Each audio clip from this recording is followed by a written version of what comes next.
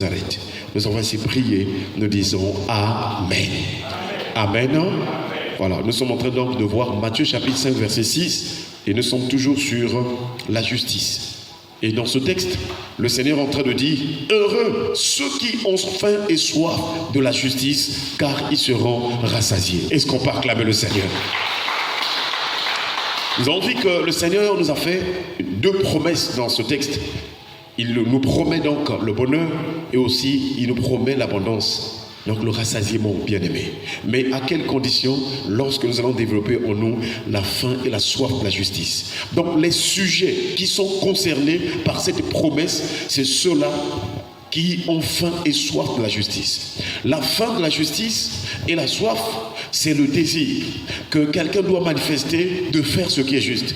Et nous avons rappelé aussi depuis Abraham que Dieu avait choisi Abraham pour qu'il marche dans la droiture de la justice et que lui aussi, Abraham, qu'il enseigne à ses fils, à ceux de sa maison après lui, de garder la voie de l'Éternel. Et cette voie de l'Éternel, c'est pratiquer la droiture et la justice. Est-ce qu'on peut acclamer le Seigneur? Voilà pourquoi, dans notre vie, dans notre marche avec Dieu, tous les jours, nous devons faire ce qui est juste. Et nous avons aussi compris que quand Dieu nous demande de pratiquer ce qui est juste, la justice, c'est la volonté de Dieu. La justice, c'est ce qui est agréable aux yeux de Dieu, parce que Dieu est juste. Alléluia. Et nous avons vu aussi par la grâce du Seigneur que Dieu a fait des promesses pour ceux qui pratiquent ce qui est juste, pour ceux qui manifestent, qui marchent de la droiture. Et nous avons vu que le mot heureux veut dire ce qui est favorable. Donc, Dieu nous accorde les faveurs. Lorsque nous allons pratiquer ce qui est juste, Dieu nous accorde les faveurs. Et quelles sont ces faveurs-là? La première faveur que nous avons vue, c'est la supériorité. Et ce mot nous a renvoyé à comprendre que la supériorité veut dire être au-dessus. C'est le dessus, c'est le succès, c'est la victoire. Dieu veut que tu sois au-dessus des adversaires. Parce qu'il y a deux camps. Il y a le camp de Dieu, il y a le camp de l'ennemi. Sur cette terre, souvenez-vous de Apocalypse chapitre 12, verset 12, le Seigneur a dit, dans la première partie, réjouissez-vous cieux et ceux qui habitent le ciel. Mais il dit, malheur à vous terre, car le diable est descendu vers vous, animé d'une grande colère, sachant qu'il a peu de temps. Donc cette parole veut dire qu'il y a une guerre sur la terre, il y a une lutte. Tous les jours, le diable est là sur la terre pour combattre les hommes, pour empêcher les hommes à vivre le bonheur, à jouir du bonheur. Ça, voilà le combat de tous les jours. Pendant que tu fais tes projets, pendant que tu fais tes programmes pour réussir, le diable vient pour contrecarrer, pour t'empêcher de réussir. Voilà le combat de tous les jours. Pendant que tu veux être en bonne santé, lui, il apporte la maladie. Pendant que tu veux te marier, lui, il apporte le célibat. Pendant que tu veux vraiment avancer, prospérer, lui, il vient pour mettre des barrières. Voilà le combat de tous les jours. Et Dieu qui nous aime d'un amour éternel, lui, il nous montre il nous donne les armes, il nous donne les moyens qu'il faut et il nous avertit de comment nous devons tenir ferme et résister dans le mauvais jour. Voilà pourquoi c'est dans la connaissance de la parole de Dieu aussi que nous pouvons vaincre le diable. Est-ce qu'on peut acclamer le Seigneur? Frères et sœurs, Dieu veut que tu sois heureux. Et nous prions que cette année, ce soit une année de supériorité. Que tu sois au-dessus des adversaires, que tu sois au-dessus des œuvres du diable, de tout ce qui te tracassait, te tourmentait depuis des années et aussi dans l'année qui vient de s'écouler. Frères et sœurs, que cette année, tu puisses être au-dessus des adversaires au nom de Jésus. Même quand tu t'endors dans le sommeil, dans tous les temps, dans toutes les circonstances de ta vie, sois plus que vainqueur au nom de... Voilà pourquoi les autres qui ont marché de la foi, ils ont été vraiment des hommes qui ont vécu le succès, la réussite, la prospérité. Et nous voyons que être au-dessus veut dire être établi. Donc si dans la Bible nous voyons Dieu établissait les gens, c'était pour montrer la supériorité. Par exemple, Joseph, lorsqu'il est parti en Égypte, Dieu lui a fait grâce. La faveur de Dieu était sur Joseph. Et vous allez voir qu'à cause de la main de Dieu qui était sur Joseph, la Bible déclare que le Pharaon établit Joseph sur toute sa maison. Pourquoi? Parce que Joseph, un esclave qui vient d'arriver, hébreu, qui va obtenir la grâce, alors un esclave va devenir un gouverneur. Ça veut dire que quels que soient les domaines, quels que soient les zones, quels que soient les endroits, quels que soient les lieux où tu vas te retrouver, si tu as la crainte de Dieu comme Joseph, si tu obéis à la voix de Dieu, si tu t'éloignes du mal, si tu intègres comme Job, si tu te détournes du mal, quels que soient les temps de souffrance que tu vas traverser, il y aura un temps où Dieu va te rétablir, il va te restaurer. Est-ce qu'on peut acclamer le Seigneur? Parce que Job est passé par les souffrances, les attaques du diable. Mais ensuite, à la fin de sa vie, avant la fin de sa vie, Dieu l'avait rétabli dans son premier état et Dieu l'a béni au double de ce qu'il avait perdu. Peut-être que l'année écoulée, tu as perdu des choses. Peut-être que l'année écoulée, tu n'as pas pu résoudre certain nombre de situations. Peut-être que l'année écoulée, tu n'as pas vu clair, comme on dit, entre guillemets. Mais cette année, Dieu est en train de te rétablir au nom de Jésus. Dieu est en train de te relever au nom de Jésus. Voilà pourquoi notre disposition de cœur, c'est l'espérance. Puisque Dieu n'a pas permis que tu meurs en 2024, il a permis que tu rentres en 2025, tu dois espérer. Alléluia. Tu dois espérer que Dieu a permis que je sois vivant en 2025 pour vivre la gloire de Dieu. Est-ce qu'on peut acclamer le Seigneur? Nous sommes en train de voir maintenant quels sont les désirs justes. Parce que pour pratiquer ce qui est juste, il faut manifester la faim et la soif. La faim et la soif, c'est les désirs. C'est l'envie, c'est le plaisir de faire ce qui est bien aux yeux de Dieu. Et nous avons rappelé que où que tu te trouveras, au travail, partout, dans ton cœur, développe le désir de faire ce qui est bien aux yeux de Dieu. Maintenant, dans la Bible, nous avons vu depuis le 31, quels sont les désirs que Dieu aime. Le premier désir, c'est la soif de la présence de Dieu. Aimer la présence de Dieu, aimer prier, désirer prier dans ton cœur. Que tu sois debout, que tu sois assis, que tu sois couché, que tu sois en train de marcher. Dans ton cœur, Dieu veut entendre les sujets de prière. Alléluia. Et c'est pourquoi dans la Bible on a dit prier sans cesse. Prier sans cesse ne veut pas dire seulement prier tous les jours à l'église. Prier sans cesse veut dire en tout temps, en toutes circonstances, à chaque instant dans ton cœur, tu élèves des prières. Il y a des prières de supplication, tu implores le Seigneur. Il y a des prières de requête, tu demandes au Seigneur quelque chose. Il y a des prières de combat. En tout cas, il y a toutes sortes de prières comme Paul nous le présente comme arme spirituelle. Faites en tout temps par l'Esprit toutes sortes de prières et veillez à cela avec une entière persévérance. C'est-à-dire persévérer dans la prière. Que tu sois à la maison, que tu sois en famille, tout ce que nous voyons, tout ce que nous entendons devait nous conduire à prier. Est-ce qu'on peut acclamer le Seigneur? Donc le premier désir, c'est la soif de la présence de Dieu. Le deuxième désir, c'est le désir d'aller au ciel. Nous avons vu cela le 31, la nuit de prière.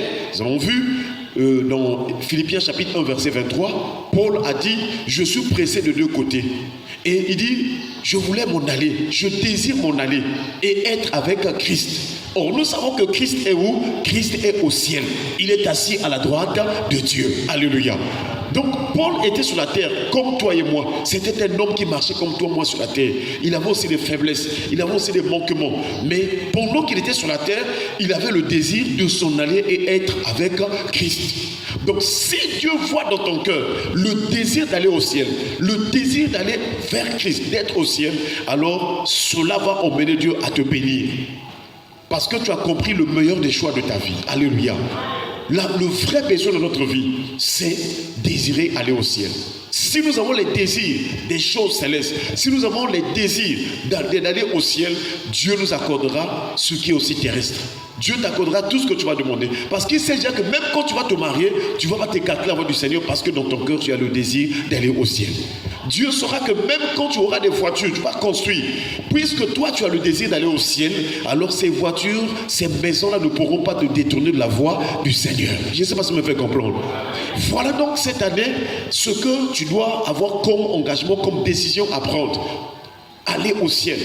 Parce qu'on ne sait jamais, il peut arriver la mort brusquement. Mais si dans ton cœur tu meurs, alors que dans ton cœur tu as la foi d'aller au ciel, tu désires aller au ciel, sache que le jour où tu mourras, les anges viendront te prendre, tu seras en route vers le ciel. Est-ce qu'on peut acclamer le Seigneur? Et nous avons vu que Dieu appelle beaucoup de gens, mais il y a un faible reste qui va entrer. Il a appelé tout Israël et sorti de l'Égypte. Mais tous ceux qui sont sortis de l'Égypte, il y a seulement 2 qui sont rentrés dans la terre promise. Je vous assure. Du temps de Noé aussi, il y avait beaucoup de gens. Mais quand Dieu a appelé les gens d'entrer dans l'arche, il y avait 8 personnes qui sont rentrées. Donc, nous devons travailler travailler durement notre corps. Nous devons refuser les plaisirs de ce monde pour que nous soyons comptés parmi le reste. Je vous assure, il y a un grand combat de notre chair. Dans notre chair, il y a des désirs qui viennent pour t'emmener à pécher, pour faire ce qui est mal. Mais tu dois combattre, tu dois lutter contre le péché jusqu'au sang pour refuser à faire le mal, afin que tu sois compté parmi le reste des fidèles qui vont aller au ciel. Frères et sœurs, heureux veut dire aussi craindre Dieu. J'allais dire, la faim et la soif de la justice veut dire manifester la crainte de Dieu. Le signe que tu es en train de pratiquer ce qui est juste, c'est de craindre Dieu. Est-ce qu'on peut acclamer le Seigneur? Dans Genèse chapitre 22, le verset 12, il est écrit, Genèse chapitre 22, le verset 12. L'ange dit, n'avance pas ta main sur l'enfant et ne lui fais rien. Car je sais maintenant que tu crains Dieu et que tu ne m'as pas refusé ton fils, ton unique. Alléluia. Dans cette référence biblique, dans ce passage biblique, Abraham était mis à l'épreuve. Dieu avait promis à Abraham un fils et Dieu avait aussi accompli la promesse. Mais après que Dieu ait accompli la promesse, parce que dans Genèse chapitre 21, nous voyons Isaac va naître. Mais dans Genèse 22, pendant que l'enfant va naître là, dans les temps qui vont suivre, Dieu va éprouver Abraham. Pour voir si Abraham a toujours l'amour, il a l'amour envers Dieu. Cela veut dire qu'il y a des moments où Dieu te bénit. Dieu permet que tu reçoives quelque chose. Dieu permet que tu entres en possession de quelque chose. Mais quand Dieu te donne, ensuite Dieu permet l'épreuve. Alléluia. Est-ce que pendant que tu as demandé, tu as eu ce que tu as demandé là dans la prière? Est-ce que tu vas rester dans la foi? Est-ce que tu vas continuer dans la foi? Est-ce que tu vas garder la même chaleur spirituelle? Est-ce que tu vas garder l'assiduité, la présence fréquente au culte?